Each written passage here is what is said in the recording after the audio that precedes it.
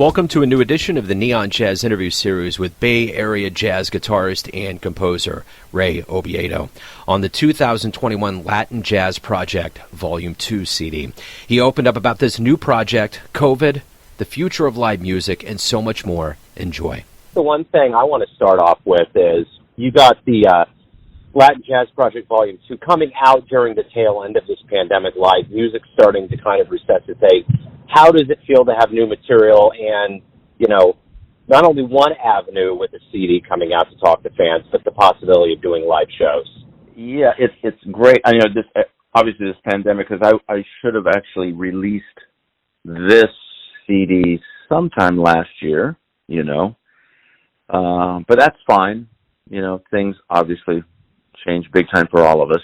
I continued to do sessions here at my home studio. And it seemed like we were doing more sessions than before. You know, like I'm producing different singers, different groups, because they had time to record, which was kind of interesting. But, and gigs are starting to come through now, you know, not because of my CD, because things are opening up around here in the Bay, you know. But it's nice to have gigs, upcoming gigs, and be able to show off my new CD, see? So happy about that.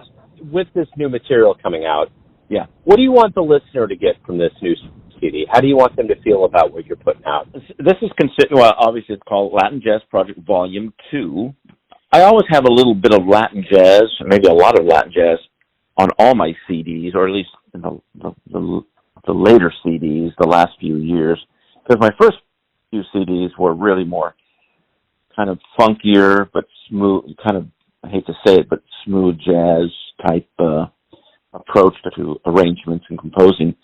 But I always had the Latin jazz thing in me. So I decided to do, the first one was 3 years ago or so, Latin Jazz Volume 1. So it was all the tunes that leaned towards the Latin jazz arrangements. And we had more to do, so that's what we did the second one. But I just, you know, this Latin jazz is really a West Coast approach. It's not hard New York, you know, Puerto Rican, Cuban. So there's elements there because of some of the musicians I use. You know, they play, they're in actual bands that play a little harder edged Latin jazz. I think this is just more accessible from a melodic standpoint. Hopefully the audience will accept this one or embrace it, you know, as it's my version of Latin jazz and, you know, West Coast style, you know. I'm digging what it sounds like, you know. See what happens with this one. So how did you survive the pandemic? You know, obviously it sent shockwaves through everyone. How did you survive creatively and, you know, keep your spirits up, and especially with no live music? Well, like I said, a lot of production, you know. I mean, early on, even in the first month or so, I was recording drummers and percussionists and vocalists, not full bands, but overdub situations. But we did venture into a real recording studio a number of times here in Berkeley area. So it kind of didn't stop that part of it, you know. We kind of moved on in spite of the pandemic thing. It was kind of interesting. So that didn't stop us. We did 2 or 3 live streaming concerts. Obviously, we didn't do as many gigs as we would want to do.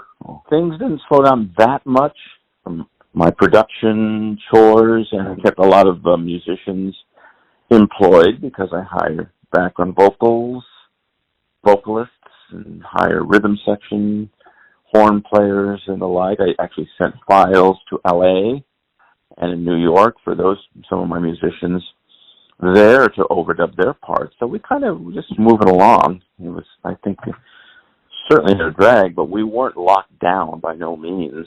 You know, the area we live in, you know, venture out every day. There's a lot of great hiking trails and things like that, you know, and we just, I don't know, it didn't really stifle us too much. Now that we're looking on the other end of this, when live music does start back up, what do you hope both audience and musician realizes about this time away from live music? You know, we played a gig recently. I played with Pete Escovedo's Latin Jazz Orchestra. It's a big 11-piece band. We played at Yoshi's Jazz Club, which is world-class, iconic jazz club. And we were the first bands officially play in the big room. And man, I'll tell you, not only us musicians, it was such joy, to play officially into a very, very packed club, I must say. But to hang out with, the fans afterwards, it was like, wow, this is kind of what it's all about. Music. To sit in my cocoon and create music, I enjoy that thoroughly, because I'm kind of creating stuff in my own little environment by myself, and that's a different way to play music or to create music. But to be out in front of an audience where they're cheering and, oh man, it was great. And I think that's what the audience, and we have other gigs coming up. So we're playing San Jose Jazz Festival. We have a couple other outdoor live performances. And I just see a joy in the people's eyes, they're like, they waited for this, you know what I mean? As we did too. We're stuck on a desert island. Now here we are, it's really cool. Actually, I love it, so I'm just going to keep moving forward here. Hopefully this doesn't get sidetracked again with the new variants and all that good stuff that's coming down. It's like, oh boy, I don't want to be back to square one again, 'Cause I think we're well on our way now. At least it sure seems like. Yeah, it sure does. Well, hey, Ray, thank you for opening up about the new album and live music and what's been going on. Good luck with everything, man. I appreciate it. Thank you. Thanks for listening and tuning in to another Neon Jazz interview, where we give you a bit of insight into the finest players in San Francisco, Kansas City, and spots all over the world, giving fans all that jazz. And thanks to Ray for his time, music, and story. If you want to hear more interviews, go to Famous Interviews with Joe Domino in the iTunes Store. Visit Neon Jazz at youtube.com, and for everything Neon Jazz all the time, go to the neonjazz.blogspot.com. Until next time, enjoy the jazz, my friends.